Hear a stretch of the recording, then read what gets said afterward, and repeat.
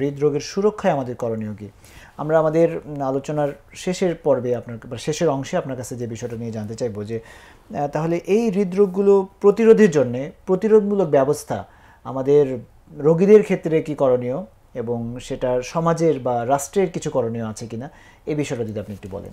জি, আমরা যেহেতু প্রতিরোধের কথা আপনি নিয়ে আসছেন, প্রতিরোধ আসলে আমরা যদি ভাগ করে করে বলি যে ধরেন আমরা প্রথমে বললাম যে খাদ্যাভ্যাস একটা বিষয়। আমরা দেখেন আমাদের এখন লাইফস্টাইলের মধ্যে আমরা খাবার নিচ্ছি, ফ্যাট বেশি খাচ্ছি, যে ফ্যাটগুলো আমরা স্যাচুরেটেড ফ্যাট আমরা বলি, এগুলো আমরা বেশি নিচ্ছি।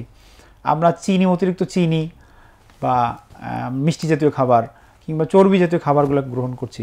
তো সেক্ষেত্রে আমরা যদি হৃদরোগ প্রিভেন্ট করতে চাই, আমাদের যে বিজ্ঞানসম্মত যে উপস্থাপনা সেটা হলো যে আমরা প্রচুর পরিমাণে শাকসবজি খাওয়ার প্রবণতা আমাদেরকে বাড়াতে হবে। ফলমূল, এরপরে অ্যান্টিঅক্সিডেন্ট সমৃদ্ধ খাবার আমরা বলি, যেমন কলা, এরপরে স্ট্রবেরি, টমেটো, এই জাতীয় খাবারগুলোর দিকে আমাদেরকে বৃদ্ধি করতে হবে। জাম, আমাদের যে দেশীয় ফল আছে। এছাড়াও আমরা বাদাম প্রচুর পরিমাণে খাওয়া কিন্তু আমাদের স্বাস্থ্যের জন্য ভালো। এক্ষেত্রে আমাদের যে প্রয়োজনীয় কোলেস্টেরল, আমরা বলি ওমেগা-3 ফ্যাটি অ্যাসিড, এগুলো আমাদের সামুদ্রিক কিছু মাছ আছে, বিশেষ করে আমাদের ইলিশ মাছ, যেহেতু আমরা অন্য অনেক সামুদ্রিক মাছ খাওয়ার সুযোগ থাকে না, ইলিশ মাছের মধ্যেও প্রচুর পরিমাণ এই সুযোগটা আছে। স্যালমন আমরা বলি, স্যালমন ফিশ, সেটা খাওয়া যেতে পারে।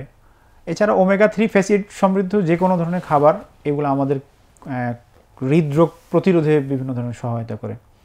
এরপরে আমরা যদি বলি যে শারীরিক পরিশ্রম, আমরা যদি নিয়মিত মধ্যম মাত্রায়ও যদি আমরা হাঁটাচলা করি, বলে সপ্তাহে 5 দিন 30 মিনিট করে, অর্থাৎ 150 মিনিট মধ্যম মাত্রায় যদি আমরা পরিশ্রম করি, হাঁটি, এটা আমাদের জন্য অনেক বেশি উপকারী।